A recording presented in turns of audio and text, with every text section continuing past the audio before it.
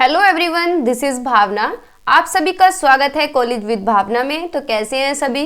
I hope आप सब अच्छे होंगे, थोड़ी बहुत पढ़ाई भी कर रहे होंगे। हम डेली क्लासेस कर रहे हैं, मैंने एक भी दिन स्किप नहीं किया है क्योंकि आपसे ज़्यादा चिंता मुझे है, क्योंकि मुझे लगता है कि आप लोगों का विश्वास है मुझ पे, तो मैं उस विश्वास को ना तोड़ूं।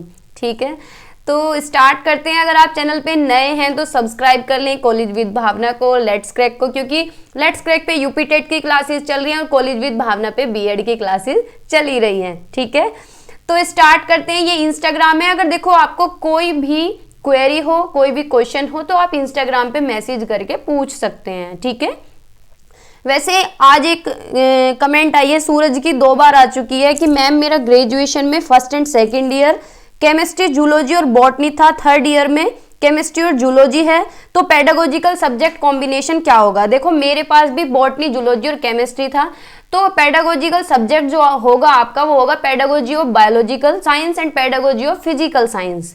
ठीक है, मैंने आपको पहले भी रिप्लाई किया था, लेकिन यही होगा। बाकी कॉलेज अलग अलग भी दे देते हैं, ये डिपेंड करता है कि आपके कॉलेज में क्या कॉम्बिनेशन है या फिर कॉलेज वाले क्या प्रोवाइड कर रहे हैं आपको। ठीक है, बाकी कॉम्बिनेशन यही बनता है कि बायो के साथ आपको फिजिकल साइंस मिल जाए। ठीक है, तो स्टार्ट करते हैं। हम कर रहे हैं कंटेम्प्रेरी इंडिया एंड एजुकेशन, यानी समकालीन भारत एवं शिक्षा। जो लोग नए हैं उन्हें बता दूं कि ये आपका फर्स्ट पेपर है। जब सबसे पहले एग्जाम होंगे तो सबसे पहले इन्हीं के ही दर्शन होंगे। ठीक है, तो वैदिक एजुकेशन हम कंप्लीट कर चुके हैं, बुद्धिस्ट एजुकेशन भी पढ़ चुके हैं। एजुकेशन इन मेडाइवल पीरियड चल रहा है, यानी मुस्लिम एजुकेशन चल रहा है, जो कि आज कंप्लीट हो जाएगा। ठीक है, तो आज की क्लास काफी इंपॉर्टेंट होने वाली है, क्योंकि आज की क्लास में ये मानो कि इन तीनों चैप्टर का सार है, बिल्कुल समरी है। ठीक है, तो स्टार्ट करते हैं। अगर आप चैनल पे नए हैं तो सब्सक्राइब कर ले भाई। ठीक है, हम चलते हैं आगे की तरफ। चलो, वुमेन एजुकेशन तक हम कर चुके हैं। ठीक है भाई, ये तो ज़्यादा ही आगे चला गया। यहाँ तक कर चुके हैं हम वुमेन एजुकेशन तक। ठीक है, आज हम करेंगे सिमिलरिटीज करेंगे और वैदिक एजुकेशन, बुद्धिस्ट एजुकेशन और मुस्लिम एजुकेशन तीनों को पढ़ेंगे एक साथ करके। टेबल मैंने रखी है, तो आपके अगर कंसेप्ट रह भी गए होंगे तो यहाँ समझ आ जाएंगे आपको। ठीक है, तो मतलब आज की क्लास से आपके तीनों चैप्टर क्लियर हो जाएंगे। पहले तो हम सिमिलरिटीज और डिसिमिलरिटीज करेंगे, फिर उसके बाद पूरी टेबल बनाई है उसे पढ़ेंगे, फिर उसके बाद इनकी मेरिट्स, डिमेरिट्स एंड कंट्रीब्यूशन पढ़ेंगे। ठीक है, तो स्टार्ट करते हैं। इनकी सिमिलरिटीज क्या थी, मतलब क्या सिमिलर था हिंदू एजुकेशन सिस्टम में और मुस्लिम एजुकेशन सिस्टम में, क्या सामान्यताएं थी, क्या समानता थी, क्या सिमिलरिटीज थी। ठीक है, तो पढ़ते हैं। फर्स्ट पॉइंट है, इन both the system education was free from the direct control of the state, यानी दोनों व्यवस्थाओं में शिक्षा राज्य के प्रत्यक्ष नियंत्रण से मुक्त थी। ठीक है, ये सिमिलरिटी है। ठीक है भाई, both the system education was divided into 2 levels, यानी 2 लेवल्स थे। कौन कौन से? प्राइमरी और हायर एजुकेशन, यानी सिमिलरिटी की बात हो रही है। मतलब वैसे तो सभी में एक किसी में भिक्षु, जैसे बुद्धिस्ट एजुकेशन में क्या ऐड था? भिक्षु एजुकेशन। तो वैसे तो अलग चीज हो गई, लेकिन सिमिलर क्या थी? ये 2 चीज तो तीनों में सिमिलर है कि भाई प्राइमरी एजुकेशन और हायर एजुकेशन, ये तो तीनों की सेम है ना। तो ये सेम, जो सेम चीजें हैं वो इसके अंदर रखी गई हैं, तभी इसे सिमिलरिटी बोला गया है। ठीक है, दोनों सिस्टम में क्या है, फोकस किस पे था? रिलीजियस और मोरल एजुकेशन पर था, यानी धार्मिक और नैतिक शिक्षा पे था। भाई बुद्ध एजुकेशन में भी धार्मिक और नैतिक पे था, वैदिक एजुकेशन में भी और मुस्लिम एजुकेशन में भी। वो बात अलग है कि मुस्लिम एजुकेशन में फोकस किस पे था? मुस्लिम रिलीजन पे। ठीक है, कि इस्लामिक रिलीजन ही पढ़ाया जाए, लेकिन अगर ओवरऑल देखा जाए तो फोकस किस पे था? धार्मिक और नैतिक पे। ठीक है, तो ये चीजें इनकी सेम थी। करिकुलम जो था हायर एजुकेशन का was quite extensive and there was provision for specialisation in specific subject, यानी अगर किसी को स्पेशलाइजेशन करना था तो उसके लिए भी एडवांस चीजें थी। जैसे कि बुद्धिस्ट में क्या है? भिक्षु एजुकेशन करना था, और इसमें क्या है, जो स्पेशलाइजेशन करते थे उन्हें क्या बोलते थे? काबिल, फाजिल, है ना, जो कि हमने कल पढ़ा था। दोनों सिस्टम में क्या है? ओरल ही मेथड था, यानी बोल के ही पढ़ाते थे, लिखने पे कोई फोकस नहीं था इनका। ठीक है, ज्यादा जो फोकस था वो किस पे था? बोल के पढ़ाने पे और रट के पढ़ाने पे, रट के याद करने पे, यानी रोट मेमोराइजेशन पे, रोट लर्निंग पे, कि बच्चा बस रट के याद कर ले, है ना। आगे चलते हैं। दोनों में क्या है, मॉनिटर उसमें भी बनाते थे, इसमें भी बनाते थे। मॉनिटर का क्या काम था कि छोटे बच्चों को पढ़ाना, उनका काम चेक करना, और टीचर की भी हेल्प हो जाती थी कि भैया उसका बर्डन कम हो गया और बच्चे को पढ़ाने की प्रैक्टिस हो जाती थी। ठीक है, दोनों सिस्टम में क्या है, teacher taught their student with interest, यानी दोनों ही सिस्टम में जो टीचर थे वो काफी मन से पढ़ाते थे, रुचि लेके पढ़ाते थे, कि ऐसी नहीं कि आज के टाइम पे क्या है, टीचर आ रहे हैं कॉलेज में, खाना पूर्ति कर रहे हैं, चलो भाई जाओ। देखो कॉलेज में अगर देखा जाए तो मुश्किल से एक दो ही प्रोफेसर या टीचर ऐसे होते हैं जो अपना काम बहुत अच्छी तरह से करते हैं, नहीं तो क्या करते हैं, आएंगे टॉपिक की रीडिंग करेंगे और चलते बनेंगे, कुछ पता ही नहीं चलता कि क्या पढ़ाया है। ठीक है, तब भी बच्चे को खुद ही पढ़ना पड़ता है ना, और फीस पूरी जाती है। तो इसमें क्या है, टीचर जो है पूरे इंटरेस्ट के साथ पढ़ाता है ना। In both the system student obeyed their teachers, यानी दोनों ही सिस्टम में बच्चे आज्ञा करते थे टीचर की। ठीक है, अच्छा पालन करते थे उनकी आज्ञाओं का। अच्छा रिलेशन था उनका, यानी मधुर संबंध थे, सौहार्दपूर्ण संबंध थे। ठीक है, कोऑर्डियल रिलेशन था दोनों का, टीचर का भी और स्टूडेंट का भी। ठीक है, there was provision of specialisation in higher education, वही बात है कि अगर किसी को हायर एजुकेशन में स्पेशलाइजेशन करनी थी तो वो भिक्षु एजुकेशन में जाता था बौद्ध धर्म में, और मुस्लिम में क्या है, काबिल फाजिल करते थे, जो कि फिलोसफी में अगर तुम्हें स्पेशलाइजेशन करनी है तो। ठीक है, तो इनके लिए सेंटर भी अलग थे।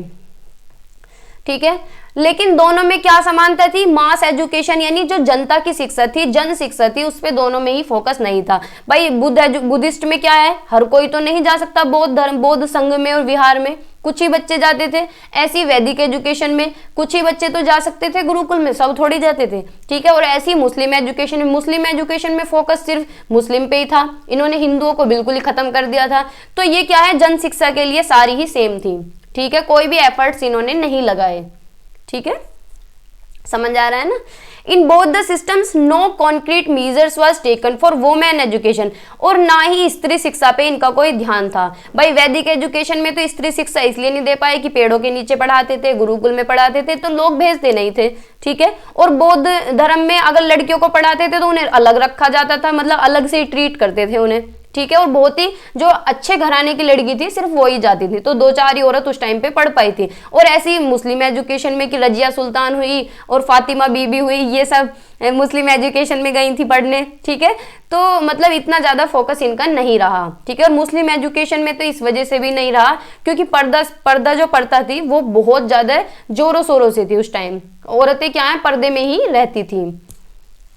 ठीक है, नेक्स्ट पॉइंट है, best arrangement were made for the education of art, skill and vocation, यानी दोनों ही सिस्टम में, हिंदू में भी और मुस्लिम में भी, आर्ट्स पे भी ध्यान दिया गया, स्किल्स पे भी ध्यान दिया गया और वोकेशन पे भी ध्यान दिया गया कि भैया अगर जैसे बौद्ध धर्म में और हिंदू धर्म में कि भैया एग्रीकल्चर कर लो या कोई भी बुनाई कढ़ाई कर सकते हो, ऐसी मुस्लिम एजुकेशन में था। मुस्लिमों को तो वैसे भी ज्यादा इंटरेस्ट था इसमें, और वो इंटरेस्ट इतना डेवलप हो गया कि उन्होंने क्या है, वो वोकेशनल रूप से अपना लिया। जैसे कि आज की डेट में देखते हैं ज्यादातर जितने भी ये एक्स्ट्रा वर्क होते हैं, जैसे कि गेट खिड़की बनाना, घर का कुछ भी काम होना या कोई भी मशीनरी वगैरह, तो इसमें क्या है, मोमडन्स आगे मिलते हैं। ठीक है, तो उन्होंने अपने इंटरेस्ट को आगे बढ़ा लिया।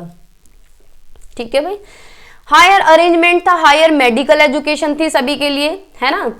Both the system the nature of religious and moral education was narrow in, मतलब वही बात है कि क्या है, नैरो कैसे कि वैदिक एजुकेशन में क्या है, वैदिक रिलीजन की तरफ ध्यान था, बौद्ध सिस्टम में क्या है, बुद्धिस्ट रिलीजन पे ध्यान था, और मुस्लिम सिस्टम में क्या है, इस्लामिक रिलीजन ही पढ़ाया जाता था।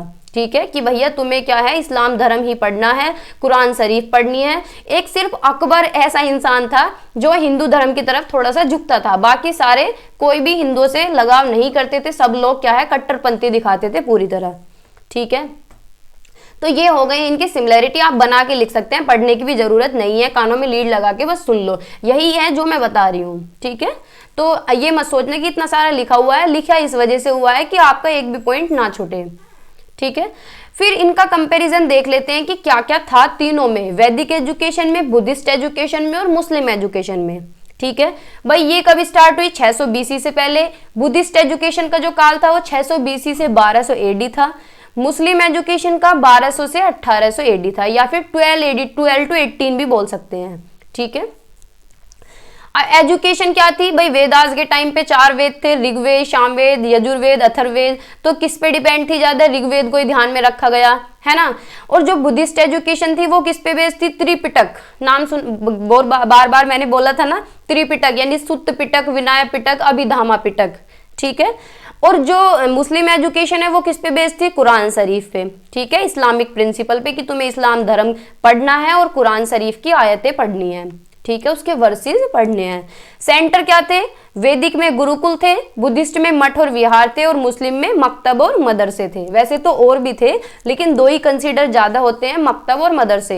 एडमिशन की एज क्या थी, यानी प्रवेश की उम्र, जब बच्चे का एडमिशन होता था तो उसके लिए अलग अलग एज रखी गई थी। वैदिक एजुकेशन में क्या है, अलग अलग कास्ट की अलग अलग एज रखी गई थी। जैसे कि जो ब्राह्मण जाति से बिलोंग करते थे उनकी उम्र थी 8 साल, यानी 8 साल का बच्चा एडमिशन ले सकता था। क्षत्रिय की क्या थी, 10 साल थी, और वैश्य की क्या है, 12 साल थी। और जो मजदूर वर्ग था यानी शूद्र लोग थे उन्हें क्या है, शिक्षा से वंचित रखा गया था, they are deprived of education, ठीक है। बुद्धिस्ट एजुकेशन में क्या है, 6 वर्ष की उम्र में एडमिशन लेते थे, और मुस्लिम एजुकेशन में जब बच्चा 4 साल 4 महीने और 4 दिन का हो जाता था तो उसका एडमिशन लिया जाता था, ठीक है। उस टाइम पे कौन सी सेरेमनी होती थी, बिस्मिल्लाह सेरेमनी, ठीक है। मीडियम ऑफ एजुकेशन यानी मीडियम क्या था, क्या मीडियम था, कैसे पढ़ाते थे भाई, है ना। क्या है, जो कॉमन पीपल थे वैदिक एजुकेशन में यानी नॉर्मल जो लोग थे उनके लिए संस्कृत माध्यम था। लेकिन अगर एजुकेटेड पर्सन की बात करें या फिर किसी को स्पेशलाइजेशन करनी थी तो उसके लिए क्या थी, प्योर संस्कृत थी, ठीक है। और बुद्धिस्ट में कौन सी भाषा थी, मीडियम कौन सा था, पाली और प्राकृत। और मुस्लिम एजुकेशन में अरबी और फारसी थी, ठीक है। अब उद्देश्य क्या थे इनके, भाई वैदिक एजुकेशन में क्या था, बच्चे का सर्वांगीण विकास, ऑल राउंड डेवलपमेंट, यानी पूरी तरीके से डेवलपमेंट, उसका मेंटल भी, फिजिकल भी, सोशल भी और इमोशनल भी, ठीक है। लेकिन इसमें क्या है, बुद्धिस्ट एजुकेशन में किस पे ध्यान था, कैरेक्टर फॉर्मेशन पे ज्यादा फोकस करा इन्होंने। इतने सारे रूल बनाए कि तुम्हें 10 रूल फॉलो करने हैं, जिसे क्या बोलते थे, 10 सिख पदनी, ठीक है। और 8 एक्स्ट्रा रूल थे जो कसम खिलवाई जाती थी। तो इन्होंने ज्यादा मतलब ऑलराउंड डेवलपमेंट तो इनका भी था लेकिन करेक्टर फॉर्मेशन पे ज्यादा ध्यान दिया, यानी चरित्र पे ज्यादा ध्यान दिया कि चरित्र ज्यादा अच्छा होना चाहिए, ठीक है। मुस्लिम एजुकेशन में किस पे था, जो मुस्लिम नॉलेज थी, यानी जो इस्लाम का ज्ञान था, इस्लामिक रिलीजन पे ज्यादा फोकस करा इन्होंने, ठीक है। इन्हें चरित्र से कोई मतलब नहीं है, ना बच्चे के सर्वांगीण विकास से मतलब है। इन्हें था कि भैया मुस्लिम रिलीजन होना चाहिए, इसी का प्रचार प्रसार हो और इस्लामिक रिलीजन पढ़ाया जाना चाहिए, ठीक है भाई। ऐसा ही किताब में लिखा है, मैं अपनी तरफ से कुछ भी नहीं कह रही हूँ, ठीक है। संस्कार कैसा था भाई, वैदिक एजुकेशन में जब बच्चे का एडमिशन होता था तो स्टार्टिंग में यानी जब शिक्षा की शुरुआत होती थी तो तब क्या होता था, विद्या आरंभ संस्कार, नाम से ही पता चल रहा है विद्या का आरंभ होता था, ठीक है। फिर उसके बाद जब बच्चा हायर सेकंड में था तो उपनयन संस्कार होता था, और जब गृहस्थ जीवन के बाद दोबारा अगर ज्वाइन करना था तो संवर्तन संस्कार होता था, ठीक है। यानी जब गुरुकुल एजुकेशन उसकी कंप्लीट हो जाती थी तो तब होता था संवर्तन संस्कार, ठीक है।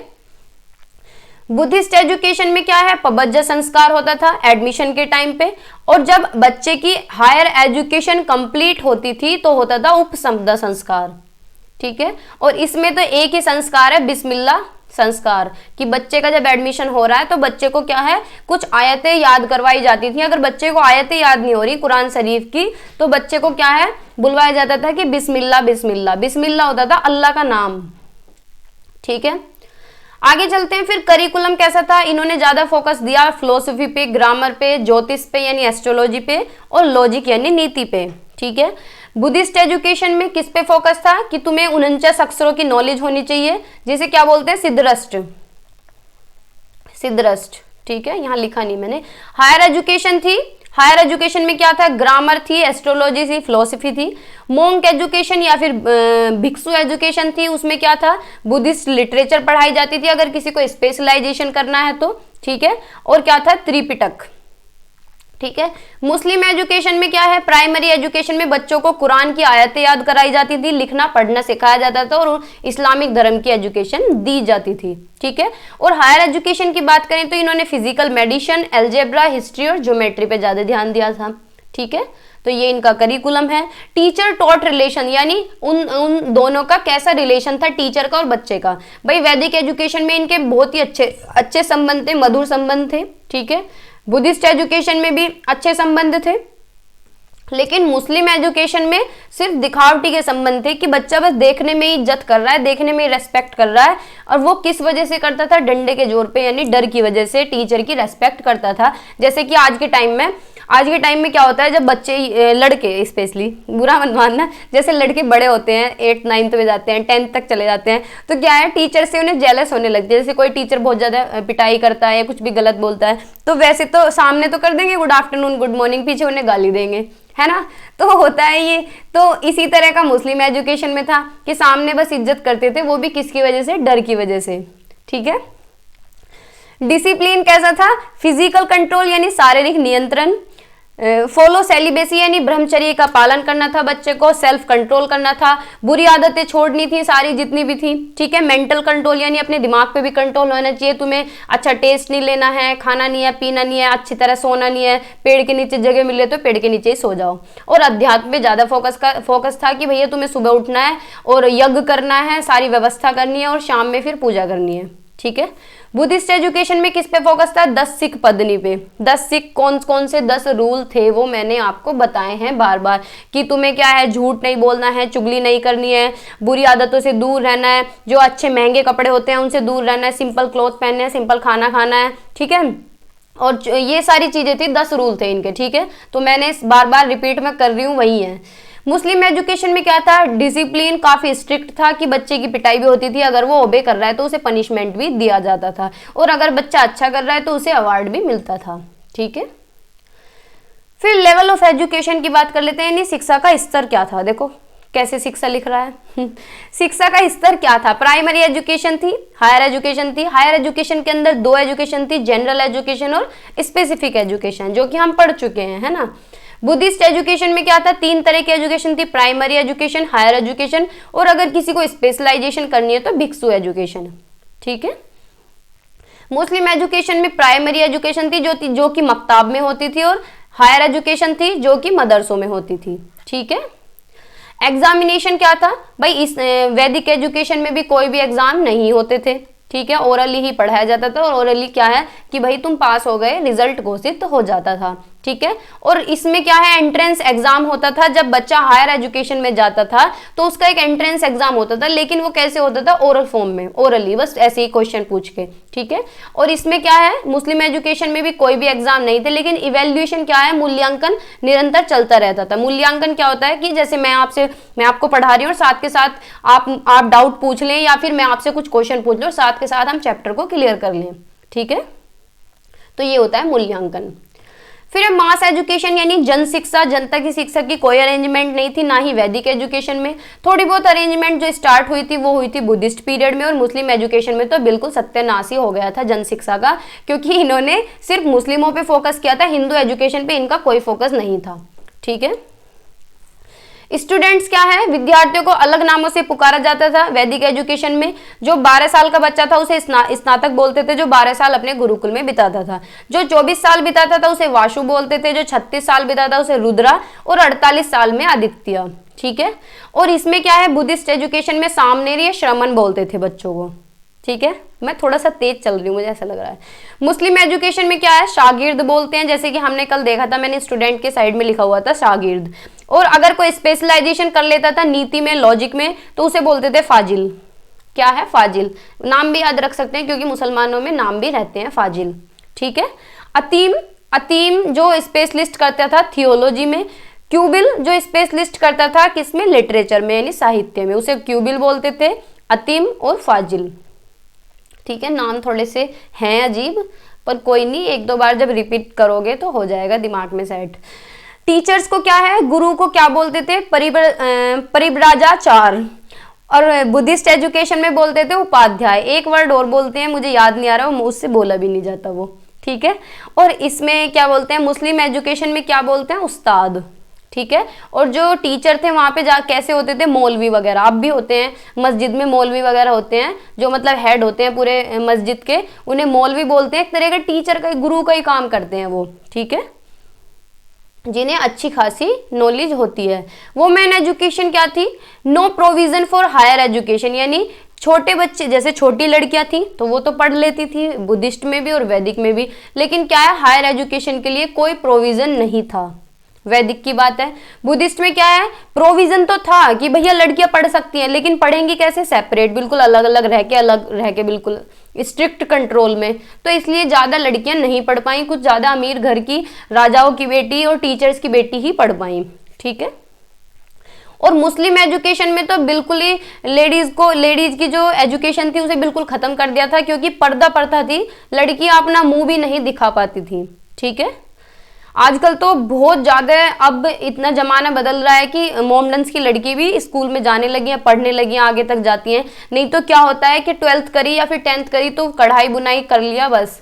लेकिन अब क्या है थोड़ी सी तरक्की हो रही है भाई, मानसिकता तो खुलती है पढ़ाई लिखाई करके। वोकेशनल एजुकेशन यानी व्यावसायिक शिक्षा कैसी थी, ब्राह्मण्स का क्या है कर्मकांड, यानी ब्राह्मण कर्मकांड का अध्ययन करते थे।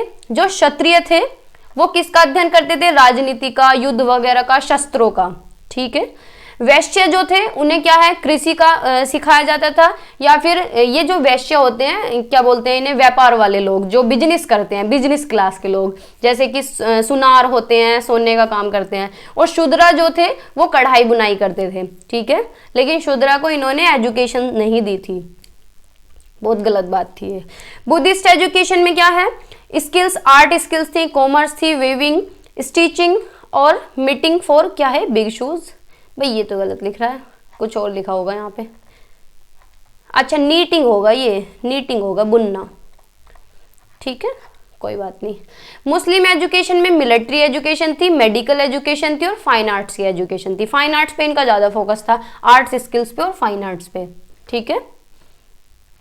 आगे चलते हैं। फिर रिलीजियस एजुकेशन कैसी थी भाई, वैदिक काल में धार्मिक शिक्षा पर बहुत अधिक बल दिया गया, इसमें भी धार्मिक शिक्षा पर बहुत अधिक बल दिया गया, लेकिन कैसे, बौद्ध संघ में, बौद्ध संघ के अंडर में। और मुस्लिम एजुकेशन में किस पे बल दिया गया, कुरान शरीफ पे। ठीक है। इन्होंने तो ज्यादा फोकस कुरान पे ही किया है। एजुकेशनल सेंटर कौन कौन से थे वैदिक एजुकेशन में, तक्षशिला था, मिथिला था, केकई था, प्रयाग और काशी था। और बुद्धिस्ट एजुकेशन में तक्षशिला, नालंदा, वल्लभी, विक्रमशिला।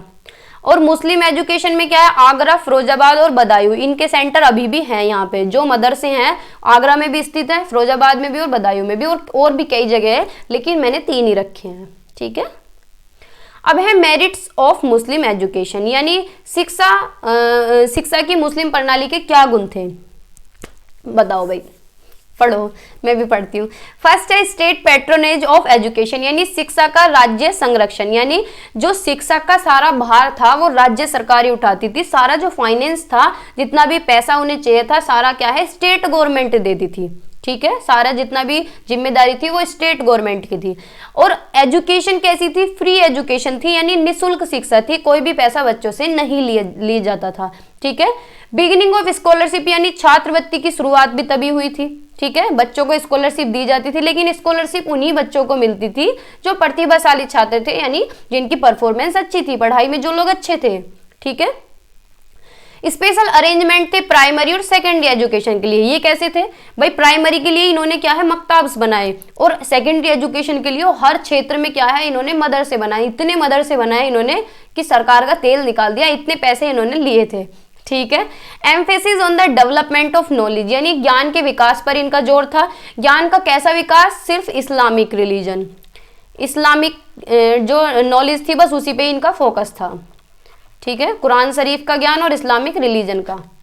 लेकिन एक अकबर सिर्फ ऐसे थे, अकबर ने क्या है और चीजें भी उसमें ऐड की कि भैया और धर्म की नॉलेज भी इन्हें दी जानी चाहिए। बस एक अकबर ऐसे इंसान थे। ठीक है। एनकरेजमेंट ऑफ लिटरेचर, यानी साहित्य को प्रोत्साहन दिया इन्होंने। कैसा साहित्य, इस्लामिक लिटरेचर को। ठीक है। एजुकेशन ऑफ हिस्ट्री राइटिंग, यानी इतिहास लेखन की शिक्षा। ये तो इनकी बहुत अच्छी बात है कि इन्होंने हिस्ट्री, जो इनके पूर्वज थे उनके काम इन्होंने सारे लिखे, इन्होंने अपने करिकुलम में हिस्ट्री राइटिंग ऐड की। जैसे कि आज के टाइम में अब तक चलती आ रही है, हम किस लिए अब जो ये हम पढ़ रहे हैं, ये भाई हमारी पढ़ाई हमारे घर वर से या हमारे वोकेशन से तो कोई इसका लेना देना है नहीं। हम हिस्ट्री पढ़ रहे हैं, यानी हम देख रहे हैं कि हमारे पूर्वजों ने क्या क्या किया था। तो ये क्या है, ये तब से ही चली आ रही है, इन्होंने ऐड किया था हिस्ट्री राइटिंग को। ठीक है। मॉनिटोरियल सिस्टम का डेवलप किया था, यानी निगरानी प्रणाली का विकास किया था इन्होंने। और अरेंजमेंट हायर एजुकेशन के लिए बहुत अच्छा था, अच्छी व्यवस्था थी, मदरसे थे बहुत सारे, ठीक है। और अच्छा अरेंजमेंट था किसका, आर्ट, स्किल और वोकेशनल एजुकेशन का। इस पे तो इनका ज्यादा ही फोकस था क्योंकि इन्हें इंटरेस्ट आता था और इन्होंने अपने इंटरेस्ट को वोकेशन में बदल दिया, ठीक है, व्यवसाय में बदल दिया। अब इसकी डीमेरिट्स क्या हैं, डिस्क्रिमिनेशन इन इकोनॉमिक असिस्टेंस, यानी आर्थिक सहायता में भेदभाव। अब आर्थिक सहायता में कैसे भेदभाव है कि जो स्टेट गवर्नमेंट थी वो सिर्फ मुस्लिमों को ही सहायता देती थी फाइनेंशियली, जितने भी हिंदू कॉलेज थे या हिंदू स्कूल थे कोई भी सहायता प्रदान नहीं की गई। तो इन्होंने क्या है बहुत बड़ा भेदभाव किया था। और जो बौद्ध एजुकेशन थी वो तो बिल्कुल खत्म कर दी इन्होंने, ठीक है। खत्म कैसे करी वो सेकंड पॉइंट में पढ़ेंगे। इन्होंने बिल्कुल बौद्ध एजुकेशन खत्म कर दी और वैदिक एजुकेशन जो थोड़ी बहुत बची थी उसे भी कोई भी फाइनेंशियल इन्होंने हेल्प नहीं की, ठीक है।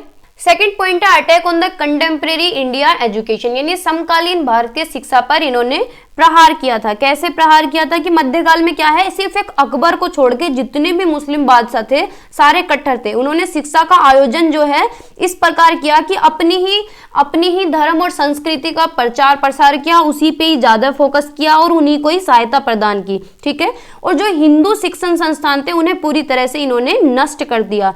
जो पहला मुस्लिम शासक था कौन, कुतुबुद्दीन ऐबक, वो सिंहासन पर चढ़ने के बाद उसने अपने आप को क्या है विश्व प्रसिद्ध कर लिया, ठीक है। और अपनी सेना की मदद से जो बौद्ध संघ के वे थे इंस्टीट्यूशन, बुद्धिस्ट एजुकेशन थी, जैसे कि नालंदा विश्वविद्यालय था, विक्रमशिला विश्वविद्यालय था, वो इन्होंने बिल्कुल खत्म कर दिया उन पे आक्रमण करके, ठीक है।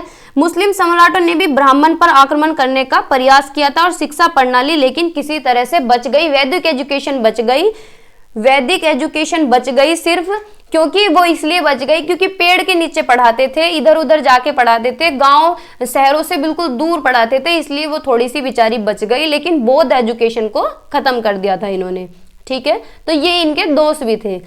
थर्ड है main aim of education to propagate Islamic religion and culture, यानी इनका शिक्षा का उद्देश्य क्या था कि सिर्फ इस्लाम धर्म का प्रचार प्रसार हो, इस्लाम संस्कृति का प्रचार प्रसार हो। और ये क्या थे कि अगर कोई अरबी फारसी में स्पेशलाइजेशन कर लेता है हिंदू तो उसे हम क्या है ऑफिसर की पोस्ट देंगे, ऑफिसर की पोस्ट पे उसे रखा जाएगा अगर वो अरबी और फारसी भाषा पढ़ लेता है तो, ठीक है। तो इतना अच्छा लालच भी इन्होंने दिया था।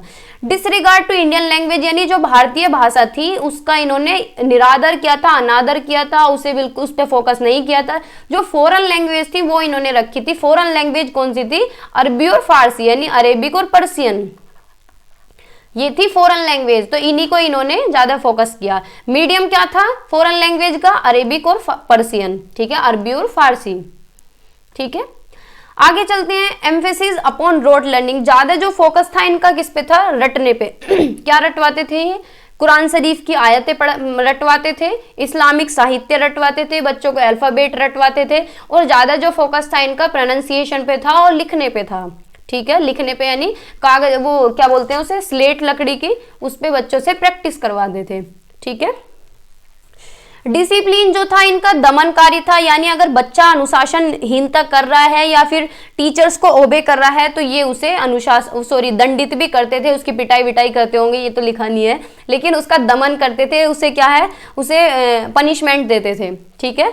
मास एजुकेशन को बिल्कुल नेग्लेक्ट कर दिया था। नेग्लेक्ट इसलिए किया था क्योंकि इनका फोकस सिर्फ मुस्लिम एजुकेशन पे ही था, हिंदू एजुकेशन को इन्होंने बिल्कुल नेग्लेक्ट कर दिया था। तो हिंदू की जो बिल्कुल एजुकेशन थी, हिंदुज्म था, वो तो बिल्कुल ही खत्म हो गया था, ठीक है।